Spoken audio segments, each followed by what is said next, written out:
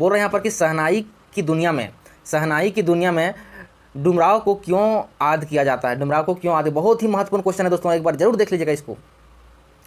अब उत्तर इसको देना है, देखिए क्या लिखे हैं। शहनाई की दुनिया में डुमराव को निम्न कारणों से याद किया जाता है, कुछ अनेक कारण से याद किया जाता है। पहला कारण देखिए, सबसे पॉइंट वाइज कारण दीजिएगा। देखिए लिखने का तरीका भी होना चाहिए, क्योंकि आप पॉइंट वाइज आंसर दीजिएगा तो आपका नंबर कटने का कोई चांस नहीं है दोस्तों। तो आपको अच्छे तरीके से देना है और नंबर वाइज देना है। देखिए पहले हम निम्नलिखित कारण लिख दिए, उसके बाद पहला नंबर देखते हैं कि देखिए शहनाई की दुनिया में शहनाई और डुमराव एक दूसरे के पूरक है, मतलब एक दूसरे से जुड़े हुए हैं, ठीक है, जिसके कारण से कभी क्या कर सकते हैं, उसको भी याद किया जाता है। दूसरा पॉइंट लिख सकते हैं हम लोग कि शहनाई बजाने के लिए जिस रीढ़ का प्रयोग किया जाता है, मतलब जिस रीढ़ का प्रयोग किया जाता है वह रीढ़ नरकट बेंत जाति का प्रसिद्ध पौधा डुमराव में सोन नदी के किनारे पर पाया जाता है दोस्तों। अब देखिए जो शहनाई बजाने में जो रीढ़ मतलब जो भी प्रयोग किया जाता है वहाँ पर तार से बजाते हैं ना कि नहीं, जो भी प्रयोग किया जाता है रीढ़, उसका जो रीढ़ का जो नरकट जो बनता है ना, बेंत जाति का प्रसिद्ध पौधा है, वह जो पौधा बहुत क्या प्रसिद्ध है और कहाँ पाया जाता है, डुमराव के सोन नदी के किनारे पाया था। इसीलिए इसको बार बार याद किया जाता है दोस्तों। अगर जहाँ पर जो चीज़ मिलेगा वो चीज़ तो हम लोग बार बार याद करते हैं ना, क्योंकि वो चीज़ वहीं पर मिलेगा, इसलिए एक दूसरे से क्या है, जुड़ा हुआ है। तो इस चीज़ से दूसरा पॉइंट हो गया। तीसरा पॉइंट बोल रहे हैं यहाँ पर कि देखिए भारत रत्न संगीत रसिकों के हृदय और संगीत के नायक बिस्मिल्लाह खां का जन्म डुमराव में हुआ था। देखिए जो बहुत ही मतलब क्या बोल रहे हैं कि भारत रत्न से सम्मानित है, संगीत का जो रस का जैसे कहा गया, रसिक मतलब उसके पल पल में मतलब खून खून में भरा हुआ उसका संगीत, वो जो किसका, तो ये शहनाई बजाने का तरीका है कि नहीं। तो वैसे जो संगीत का गायक है, नायक है बिस्मिल्लाह खां, उसका जन्म भी कहाँ हुआ था, डुमराव में हुआ था दोस्तों। तो इस तरह से हमारा क्या 3 पॉइंट दे दिए, काफ़ी 3 पॉइंट को अच्छी तरह से पढ़ लीजिएगा। अगला क्वेश्चन है यहाँ पर कि माता का आंचल शीर्षक की उपयुक्तता बताते हुए कोई अन्य क्या है, माता का आंचल का शीर्षक की उपयुक्तता बताते हुए कोई अन्य शीर्षक सुझाएं। मतलब आपको बोल रहा है कि माता का जो आंचल है, इसके अलावा अगर आपको पढ़ करके उसके समरी से आपको पढ़ करके कोई नया अगर शीर्षक मिलता है जैसे माता का आंचल के रूप में, उसके अलावा तो आप उसको अन्य शीर्षक क्या क्या हो सकता है उसके बारे में पूछ रहा है आपसे क्वेश्चन। देखिए पहले हम लोग पढ़ लेते हैं। देखिए इसमें जो है बताया जा रहा है कि भोलानाथ का अधिकांश समय पिता के साथ बीतता है। भोलानाथ का अधिकांश समय क्या बीतता है, पिता के साथ बीतता है। ऐसा लगता है कि पिता भोलानाथ का संबंध व्यक्ति और छाया का है, मतलब ऐसा मतलब हमेशा दिन रात तो उसके साथ में ही रहेगा। तो ऐसा लगता है कि उस जो भोलेनाथ का क्या है, पिता हमेशा संबंधी व्यक्ति है, तो उसका कोई छाया का रूप है। भोलेनाथ का जो माँ है, माँ के साथ संबंध दूध पीने तक रह गया है। अब बोला कि भोलेनाथ जो अधिकतर समय किसके साथ बिता रहे थे, पापा के साथ बिता रहे थे। पापा, देखिए भोलेनाथ का जो अधिकतर संबंध था वह पापा के साथ था, मतलब पिताजी के साथ था। लेकिन माताजी के साथ में उसका केवल तभी तक था जब तक उसके माँ ने उनको दूध पिला रही थी, पिलाने तक ही रह गया था। अंत में सांप से डरा हुआ बालक भोलानाथ पिता को हुक्का गुड़गुड़ाता देखकर भी माता की शरण में जाता है। अब जैसे ही देखते हैं कि सांप जैसे डरा हुआ व्यक्ति है, जैसे भोलानाथ कभी पिता के हुक्का पीते हुए गुड़गुड़ाते हुए अगर सुनता था तो उस समय क्या होता, माता के पास में जाता था और अद्भुत रक्षा और शांति का अनुभव करता था। जैसे मान लीजिए कहीं पिताजी के पास से डर लग रहा है, जैसे हुक्का पीते थे तो उसके साथ जब फूंक मारते थे तो पेट में जैसे गुड़गुड़ाते थे आवाज़ सुन करके, तो सांप से डर करके वह माता के पास जाता था और वहाँ पर बहुत ही शांति और अद्भुत आनंद फील करता था। कौन, भोलानाथ। यहाँ भोलानाथ पिता को अनदेखा कर देता था। जिस टाइम उसको ऐसा फीलिंग होता था उस टाइम पिता के पास क्या करता था, वह टच नहीं होता था, हमेशा माता के पास ही रहता था, ठीक है। जबकि अधिकांश समय पिता के सानिध्य में रहता था, मतलब जब उसे डर लगता था उस पिता के साथ में रह करके तभी उसके माता के पास वह जाता था, बाकी समय पिता के पास ही वह एकदम लिपेटा हुआ रहता था, है कि नहीं। तो इस आधार पर माता का आंचल क्या है, सटीक शीर्षक है। क्या है, इस प्रकार से माता का आंचल सटीक शीर्षक एक है। लेकिन अन्य भी उचित शीर्षक हो सकते हैं, अन्य जो है उपयुक्त शीर्षक हो सकते हैं, वह क्या है। देखिए माता पिता का सानिध्य, दोनों का प्यार, उसमें दोनों को उसके लिए क्या था, एक छाया के रूप काम कर रहे थे। बचपन के दिन का बात है इस कहानी में, इसलिए बचपन के भी दिन लिख सकते हैं। बचपन की मधुर स्मृतियाँ, बचपन में जो भी हम लोग स्मृतियाँ अच्छी चीज़ रहता है, उसी से हमेशा याद रहता है कि नहीं। तो उसी की चीज़ उसी चीज़ से उससे भी रिलेटेड यहाँ पर बात हो रहा है। अब अगला नंबर क्वेश्चन यहाँ पर है दोस्तों, देखिए यहाँ पर बोल रहा है कि देखिए अगला क्वेश्चन जो है वह बोला कि बच्चे माता पिता के प्रति अपने प्रेम को कैसे अभिव्यक्त करते हैं। अपने माता पिता के सामने बच्चे अपने प्रेम को उजागर कैसे करते हैं। देखिए उसका आंसर एकदम पूरा यार अपने भाषा में दे रहा है तरीके से। देखिए बच्चे का जो बचपन सामान्यतया उसके क्या करता है, माता पिता के साथ बीतता है। बचपन में क्या करता है, बच्चे जो होते हैं उसके जो बचपन है वह क्या है, माता पिता के साथ ही अधिक समय बीतता है। बच्चा अपने माता के व्यवहार से प्रभावित होता है, माता के पास रह करके उनके हर एक एक्टिविटी से क्या होता है, प्रभावित होता है। माता पिता उनकी हर आवश्यकता का ध्यान रखते हैं। हम लोग जाहिर सी बात है कि हम लोग भी छोटे छोटे बच्चे थे, उस टाइम हम लोग क्या करते हैं, हर ख्वाहिश हर इच्छा कौन पूरा करता था, तो माता पिता ही पूरा करते थे, है कि नहीं। बच्चे भी अपने माता से प्रेम करते हैं और वे अनेक तरीक़ों से माता पिता के प्रति क्या करते हैं, अपने प्रेम को भी व्यक्त करते हैं दोस्तों। जैसे अब जैसे मैं दो चार पॉइंट लिख दीजिए। माँ बाप के ना चाहने पर भी वे उनकी गोद में बैठ जाते हैं। मान लीजिए देखिए, माँ बाप अगर ना चाह रहे हैं फिर भी बच्चे क्या करते हैं, उसकी गोद में जाके बैठना है तो बैठना है। दूसरा पॉइंट हम ले सकते हैं, माँ बाप से लिपट कर उन्हें चूम कर। अब देखिए, माँ बाप से वो हमेशा लिपटे हुए रहेगा, उनके चूम करके रखेगा, है कि नहीं। अगला पॉइंट है वो देखिए, लिख सकते हैं हम लोग, अपने नन्हे हाथों से माँ बाप को खाना खिलाकर। अब अपने नन्हे हाथों से क्या करते हैं, माँ को खाना खिलाते हैं तो कितना आनंदमय होता है। अगला पॉइंट हम लोग देखते हैं, माता पिता की बात मानकर अपना प्यार प्रदर्शित करते हैं। जो माता पिता होते हैं उनकी बात मानकर क्या करते हैं, लगता है जैसे मान लीजिए कोई माता पिता जब हम लोग को कुछ आदेश देते हैं, आज्ञा करते हैं, तो अगर सुनते हैं तो हम लोग क्या करते हैं, बहुत ही प्यार उनके प्रति हम लोग को नजर आता है कि आज मेरा बेटा ये काम कर दिया, तो थोड़ा सा तारीफ मिलता है, तो बच्चा क्या करता है, थोड़ा सा एकदम अपना हंसी का ठिकाना नहीं रहता है। तो इस तरह से हम लोग क्या करते हैं, 4 पॉइंट लिख सकते हैं दोस्तों। अब अगला नंबर क्वेश्चन देखिए, जॉर्ज पंचम की लाट की नाक को पुनः लगाने के लिए मूर्तिकार ने क्या क्या यत्न किए। देखिए, जॉर्ज पंचम, देखिए ये जो क्वेश्चन है वह क्या है, कृतिका से, किसका है, कृतिका से है, तो इसको याद रखना थोड़ा सा, इससे हमेशा क्वेश्चन एक आएगा ही आएगा। देखिए, इसका आंसर देना है कि क्या क्या प्रयत्न किए थे। देखिए, जॉर्ज पंचम की लाट की नाक को पुनः लगाने के लिए सराहनीय प्रयास किए, बहुत ही अच्छे प्रयास किए, उसको सराहनीय दे सकते हैं कि नहीं। वे निश्चित ही हैरान करने वाले थे, वे इस प्रकार हैं, किस तरह के इंसान थे, किस तरह के हैरान कर रहे थे, वो उसके एक पॉइंट वाइज हम लोग देखिए। अधिकतर कोशिश यही करना कि पॉइंट में आंसर देना, ताकि पॉइंट में देने से क्या होता है, थोड़ा सा प्रॉपर तरीके से, प्रॉपर वे से आंसर जाता है। पहला नंबर क्वेश्चन यहाँ पर लिखना है, देखिए, मूर्तिकार ने फाइलें ढूंढवाई। मूर्तिकार ने क्या कर दिया, पहले फाइलें ढूंढवाई, जिससे यह का पता चल सके कि इस प्रकार का पत्थर कहाँ पाया जाता है। पहला पॉइंट लिख देना है। दूसरा पॉइंट देखना, फाइल के ना मिलने पर मूर्तिकार उस तरह का पत्थर ढूंढने के लिए हिंदुस्तान के हर पहाड़ पर गया। देखिए, कहाँ कहाँ गया था, है कि नहीं। पहले फाइल में ढूंढा, जब नहीं मिला तब उसके बाद कहाँ पर गया, वो हिंदुस्तान के हर पहाड़ पर वह जा करके घूम गया। अब अगला पॉइंट लिखना है, देखिए, उसने अपने देश के सभी नेताओं की नाक नापी। अपने देश जितने भी सारे नेता थे उससे सभी की नाक नापी। उसके लिए वह देश के उन सब नेताओं की मूर्तियां ढूंढते ढूंढते, नाक नापते नापते देश के हर प्रांत और कोने में गया। देखिए, जब वहाँ पर नहीं मिला तो क्या कहते, नेता के जितने भी सारे नेता थे सभी के नाक नापने लगे, नापते नापते पर ढूंढते तो पूरा प्रांत घूम गया, कोने कोने घूम गया। अब अगला पॉइंट क्या लिख सकते हैं हम लोग, बिहार के सेक्रेटेरिएट के सामने सन 42 में शहीद हुए बच्चों की स्थापना मूर्तियों की नाक को नापा। देखिए, अब जाकर के बिहार के एक सेक्रेटेरिएट के सामने जब क्या करता है, सन 42 की बात हो रहा है, शहीद हुए बच्चों की स्थापित शहीद हो गया था बच्चा, उसकी जो स्थापित मूर्तियाँ थी वहाँ पर जाके नाक को नापा, परंतु सभी बड़ी बड़ी निकली दोस्तों। अभी तक उसको नाक का क्या है कि नापी नहीं मिल पाया है। अगला अंत में क्या करते हैं कि अंत में देश के किसी जिंदा व्यक्ति की जिंदा नाक ना लगाने का प्रयास किया और यह प्रयास सफल रहा। अंत में जिंदा नाक लगा दी दोस्तों। वो अंत में क्या करना कि पूरा जब लगा कि उनको जब जितने भी सारे मूर्तियाँ थी उन सभी मूर्तियों का उसका नाक का नापी मिल ही नहीं रहा है, तो जितने भी सारे जिंदा लोग थे देश के, सभी देश के लोगों के नाक नापने लगे, जिंदा नाक। उसके बाद अंततः वह उसकी प्रयास सफल हो जाता है और लास्ट में वह क्या करता है, जिंदा नाक लगा देता है दोस्तों। इस तरह से पॉइंट लिख देना है।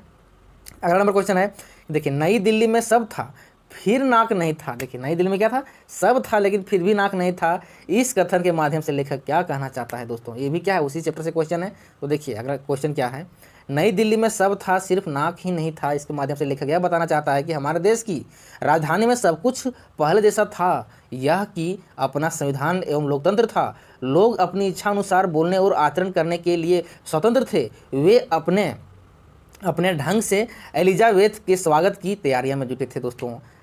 भारतीय अतिथि देवो भव, हमारा ये क्या है, डायलॉग है, जो फेमस डायलॉग है हमारे भारत क्या है, वासुदेव कुटुंबकम है। जो भी अतिथि आते हैं वो सब क्या देव के भाव, देव के समान है।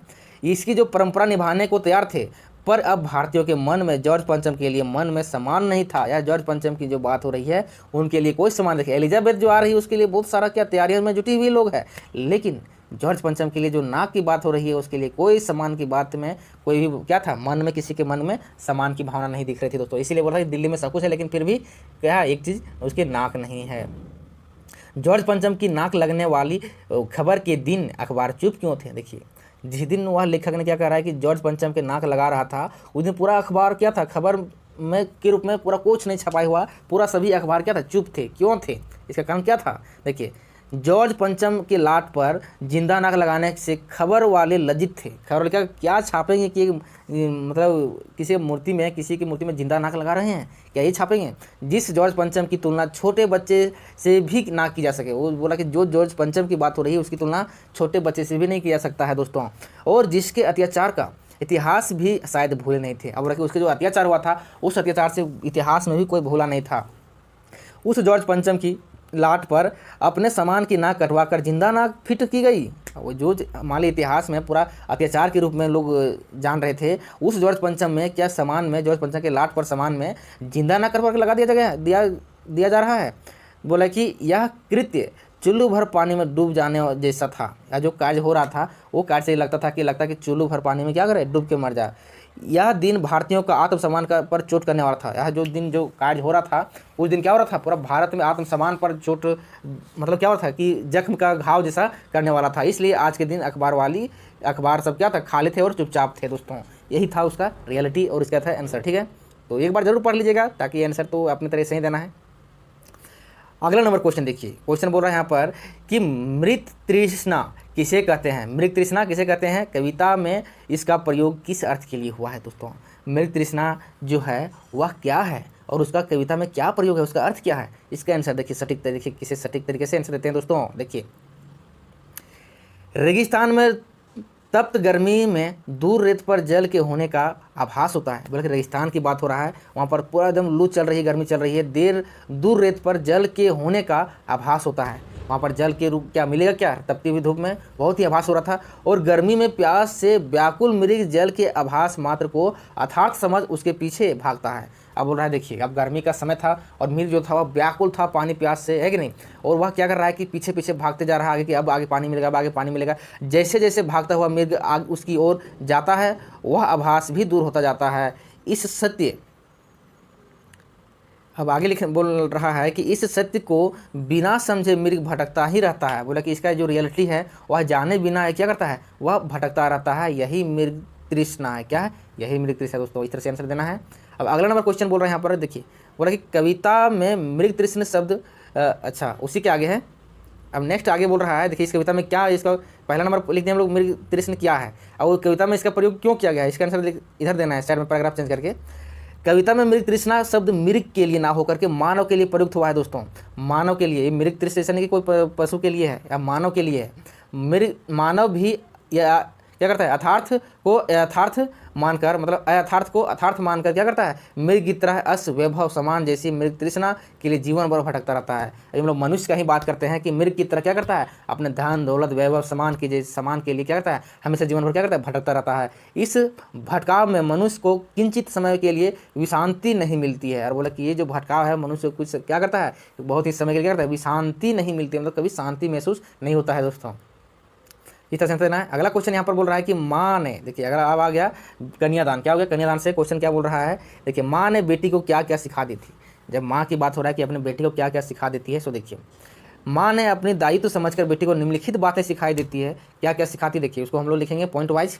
देखिए पहला पॉइंट में देखना है कि पानी में झाँक कर अपने सौंदर्य से अभिभूत मत होना।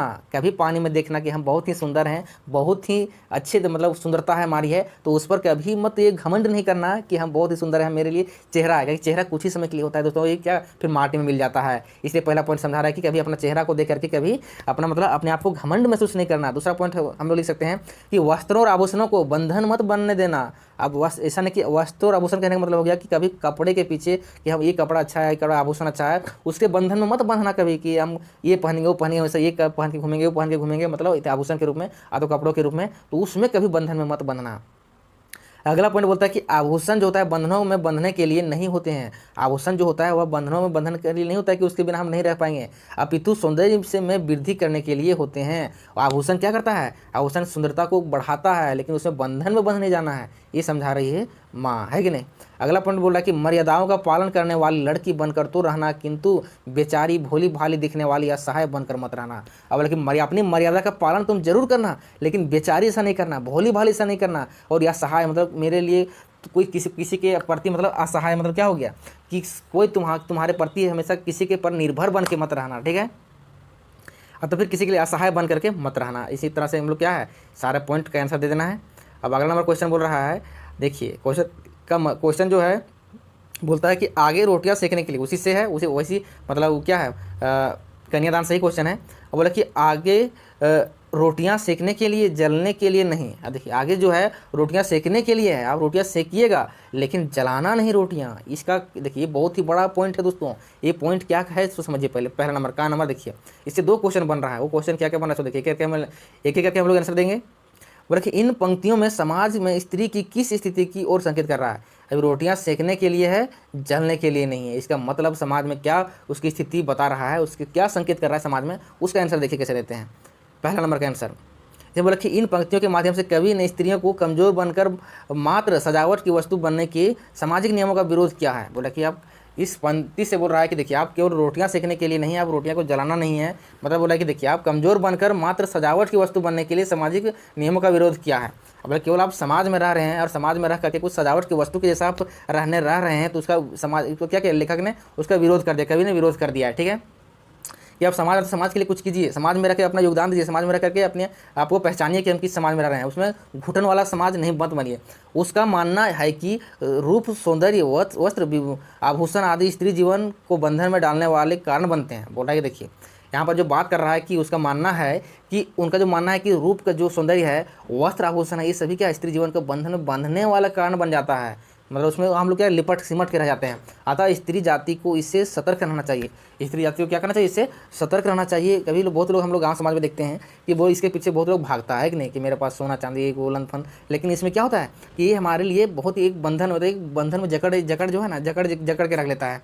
तो स्त्री को ये सबसे सतर्क रहना चाहिए और अपने आपको विपरीत परिस्थितियों में भी डटकर मुकाबला करने के लिए तैयार रखना चाहिए। अगर आपके पास कोई विपरीत परिस्थिति आ जाता है उस टाइम क्या करते हैं, वो डट करके सामना नहीं कर पाते हैं और ये सब के प्रति क्या करते हैं, आगे पीछे भागने लगते हैं। तो ये सब चीज़ उसको समझा रहे हैं कभी कि एक पॉइंट के इस पंक्ति के माध्यम से कि आपको क्या करना है, जहाँ पर आपको डट के रहना है वहाँ पर आप तैयार रहिए, डट के रहिए, मुकाबला कीजिए।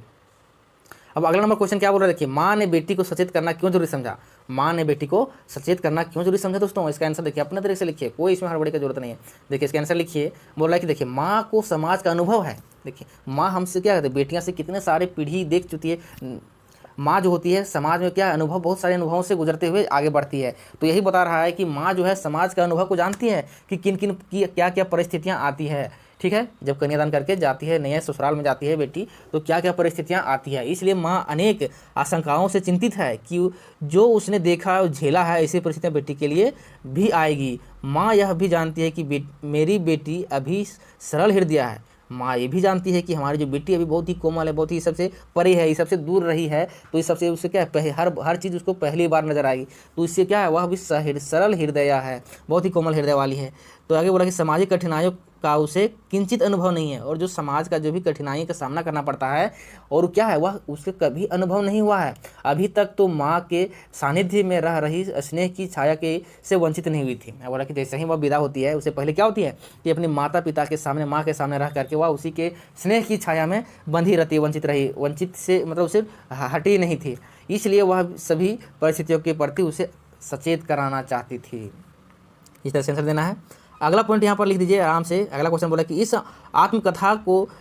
इस आत्मकथा में लेखिका के पिता ने रसोई को भटियार खाना कहकर क्यों संबोधित किया था। ठीक है, इस एक आत्मकथा ये अलग क्वेश्चन है। उसमें बोला कि देखिए, लेकिन रसोई को भटियार खाना कहकर क्यों संबोधित किया था, उसका क्या मतलब कारण था, उसका आंसर लिखिए। आंसर देखिए आराम से दीजिए। पिताजी के विचार में रसोई तक इस लड़की को सीमित कर देना उसकी प्रतिभा को कुंठित कर देना है। जैसे बात कर रहा है कि जैसे पिताजी की बात होता है, पिताजी के विचार में जो आता है कि जिसे कोई भी बेटी को सीमित मतलब रसोई घर में मतलब खाना बनाने के अलावा उसको कुछ वर्क नहीं देना, मान लीजिए उसी में समेट के रखना, उसके लिए क्या होता है बहुत ही प्रतिभा को मतलब उसके अंदर जो प्रतिभा उसको क्या करते हैं वहीं पर दबा करके रख दिया जाता है, जिसमें रखकर अपनी प्रतिभा का प्रयोग अनुकूल समय में नहीं मिलता है। अब दिन हो रात हो सुबह शाम खाना बनाना, खाना खाना, यही सब खाली इधर उधर के काम करते रहना, इससे क्या होता है उसके अपने अंदर जो प्रतिभा था उस प्रतिभा को दिखाने का समय नहीं मिलता है और दिखा नहीं पाती है। इसलिए पिताजी नहीं चाहते थे कि लेखिका रसोई तक सीमित रहे। अब इसलिए पिताजी नहीं चाहते थे कि लेखिका जो है क्या है रसोई तक ही सीमित रहे। आगे जो बोल रहा है यहाँ पर कि पिताजी की दृष्टि में रसोई घर क्या है, एक भटियार खाना है जहाँ भट्ठी सुलगती रहती है किसी ना किसी के लिए कुछ बनता ही रहता है। मान लीजिए हम लोग देखते हैं भी घर में कि सुबह से लेकर के शाम तक ये खाना बन रहा है, कभी वो खाना बन रहा है, कभी सुबह शाम होने से क्या होता है, भट्टी सुलगती रहती है, मतलब खाना हमेशा आधन चढ़ते रहता है। जैसे हम लोग गाँव देहात में बोलते हैं कि आधन चढ़ते हमेशा रहता है कि नहीं, आग काठी जलते रहता है हमेशा, तो क्या ना कुछ बनते रहता है। तो इसीलिए बात बता रहे हैं यहाँ पर कि हमेशा क्या होता है, दिन रात हमेशा रसोई घर से बाहर निकलने का मौका ही नहीं मिलता है। वहाँ काम करते हुए योग्यता के अनुकूल कार्य करने सोचने का समय नहीं मिलता है। तो जब मान लीजिए दिन रात खाना खाने से फुर्सत मिलेगा तब ना जी कुछ सोचेगा। अब खाना बनाने से फुर्सत ही नहीं है तो क्या सोचेगा, कुछ नहीं सोचेगा, उसका प्रतिभा वहीं पर डबल रह जाएगा, है कि नहीं। तो वही बोल रहा है कि उसे इसलिए उसको क्या रसोई घर को भटियार खाना कह करके बुलाते थे। अब अगला क्वेश्चन है, बोला कि वह कौन सी घटना थी जिसके बारे में सुनने पर लेखिका को ना उनकी माँ अपनी आंखों पर विश्वास हो पाया और ना उनके अपने कानों पर विश्वास हो गया। दोस्तों देखिए, कौन सा घटना घट गया जिसके बारे में सुनने पर लेखिका के ना तो आंखों पर विश्वास हो पाया और ना ही उसके कानों पर हो पाया। तो उसका आंसर एकदम सटीक तरीके से देना है दोस्तों, एकदम आराम से देना है। देखिए, लेखिका के पिता को एक पत्र मिला, उसमें क्या लिखा था, जिसमें प्रिंसिपल ने मन्नू के विरुद्ध अनुशासनात्मक कार्रवाई करने की बात लिखी थी। पिता को एक पत्र मिला जिसमें प्रिंसिपल जो ने उसके मन्नू जो थे, मन्नू भंडारी है कि नहीं, उनको क्या कर गया था, उनके मतलब विरुद्ध, उनके अपोजिट, मतलब उनके खिलाफ अनुशासनात्मक कार्रवाई, मतलब अनुशासन में ना रहने की कार्रवाई की बात लिखी थी। यह पढ़कर उसके पिता बहुत नाराज़ हो गए। अब पिताजी क्या करते हैं, पिताजी को जब यह पता चला कि कॉलेज में बेटी बहुत प्रभाव है, जब पिताजी को पता चला कि कॉलेज में बेटी का बहुत प्रभाव है, सारी लड़कियां इतना रौब है, पर इतना रौब है कि उसके बिना लड़कियां क्लास में नहीं जाती। अब बोला कि देखिए, उसकी जो बेटी है बहुत प्रभाव था, उसमें लिखा था कि देखिए, उसका जो कॉलेज में जो उसकी बेटी थी मन्नू, उसका बहुत ही प्रभाव था। सारी लड़कियां इतना रोब था कि उसके बिना लड़कियां क्लास में नहीं जाती।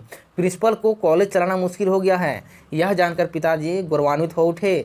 यह सब सुन लेखिका आश्चर्यचकित थी। अब उसके पिताजी इतना सुने कि उनके बेटी के बिना मेरा क्लास नहीं चला पा रहे हैं, मुश्किल हो गया है, मतलब बेटी का इतना रोग हो गया था, उतना मतलब उसका ये वहाँ पर धक चलता था, जिसका सुनकर उसके पिताजी क्या हो गया, बहुत ही गौरवान्वित, प्राउडफुल मोमेंट उसके लिए था। यह जैसे ही सुना लेखिका तो उसके लिए बहुत ही आश्चर्यचकित की बात हो गई थी। दोस्तों ये सब था, क्या था, कहानी था। अब अगला नंबर क्वेश्चन यहाँ पर बोला कि देखिए, फादर की उपस्थिति देवदार की छाया जैसी क्यों लगती थी। जो फादर की उपस्थिति जो है वो देवदार की छाया के जैसे क्यों लगती थी, इसका आंसर कैसे देना है। देखिए, फादर बुल्के साहित्यिक संस्था परिमल के सभी सदस्यों के सबसे बड़े तथा आदरणीय थे। वह क्या करते, फादर बुल्के जो थे वो साहित्य की संस्था के परिमल थे और सभी सदस्यों के बड़े और आदरणीय नेता थे। ठीक है, अब वे मानवीय गुणों से लबालब थे, मतलब उनके अंदर क्या था, मानवीय करुणा का एकदम पूरा खचाखच भरा होता है कि नहीं। उनके हृदय में सबके लिए कल्याण की कामना रहती थी। दोस्तों उनके हृदय में इतना सारा प्रेम भरा होता है, इनके सारा दयालु करुणा का पाठ पढ़ा उसके पास अंदर भरा था कि सबके लिए कल्याण की बात करते थे। वे पुरोहित की तरह आशीर्वादों से लोगों को लबालब कर देते थे। वह जैसे कोई पंडित है, पुरोहित नहीं, जैसे जजमान को प्रणाम करते हैं, जजमान गोड़ लगा, धन दौलत से भरा पूरा रहा है, ऐसे हम लोग पंडित जी क्या बोलते हैं, आशीर्वाद देते हैं। तो उसी तरह से क्या करते, वो भी बहुत ही आशीर्वाद देने में माहिर थे, एकदम पूरा भरपूर आशीर्वाद देते थे कि जाओ जियो, एकदम जी भर के जियो और एकदम आगे भी अपना दिन दुगुना रात चौगुना करके आराम से कमाओ, कि नहीं। इस तरह से आशीर्वाद मिलता था। उनकी नीली आंखों में क्या सदैव वात्सल्य दिखाई देता था, मतलब उनकी आंख हमेशा क्या करते हैं, नीली आंखों में हमेशा उपकार की भावना हमेशा क्या करता दिखाई देता था। उपर्युक्त कारणों में से क्या है, फादर की उपस्थिति देखकर उपरोक्त सभी कारण में क्या करते, देखिए आंधी गिरे तूफान गिरे पानी काहे नहीं गिर जाए, लेकिन वह हमेशा उन क्या करते थे अपने मतलब जो भी उनकी इच्छा है, मिलने वालों की चाह था, उसे कोई रोक नहीं पाता था। उपर्युक्त कारणों से क्या करते, उपस्थिति देवदार की छाया जैसी लगती थी। अगला नंबर क्वेश्चन बोला कि फादर बुल्के ने सन्यासी की परंपरागत छवि से अलग एक नई छवि प्रस्तुत की है, कैसे। जो फादर बुल्के थे वो सन्यासी के ना रहकर भी क्या करते, अलग छवि प्रस्तुत किए थे, वो क्या थे, देखिए किस तरह था। अब अगर उसका आंसर देना है कि फादर जो बुल्के भारतीय सन्यासी प्रवृत्ति के आधार पर खरे सन्यासी तो नहीं थे, लेखक के अनुसार वे केवल संकल्प के सन्यासी थे, मतलब जो संकल्प ठान लेता था वो करके रखता था, मन से नहीं। उन्होंने परंपरागत सन्यासी प्रवृत्ति से अलग नई परंपरा को स्थापित किया था। अगला जो आगे बोल रहा है कि वे संभवतः आत्मनिर्भरता के उद्देश्य से कॉलेज में अध्ययन एवं अध्यापन भी करते थे। मतलब वह क्या करते थे कि उसकी जो आत्मनिर्भरता था और उसका उद्देश्य में क्या था कि कॉलेज में अध्ययन भी करते थे और अध्यापन भी करते थे, दोनों काम करते थे। प्रियजनों के प्रति समोह रखते थे, मतलब उसके प्रति क्या करते थे, हमेशा उसके लिए वैसे प्राण न्यौछावर नहीं होता था, उस तरह से हमेशा सम्मान की भावना रखते थे। सभी के घर समय समय पर आते जाते रहते थे, सभी के घर आते जाते थे। संकट के समय सहानुभूति रख उन्हें ढाढ़स देते थे। इस तरह उनकी छवि क्या थी भी परंपरागत सन्यासी की तरह नहीं थी दोस्तों, इसे हट करके थी। अब इस तरह से हमारा सारा क्वेश्चन कम्प्लीट हो गया। बहुत ही इंपॉर्टेंट क्वेश्चन था ये, इसको एक बार जरूर देख लीजिएगा जाने से पहले, ये आपके एग्जाम के लिए बहुत ही हेल्पफुल महसूस होगा। तो चलिए हम लोग मिलते हैं नई वीडियो में।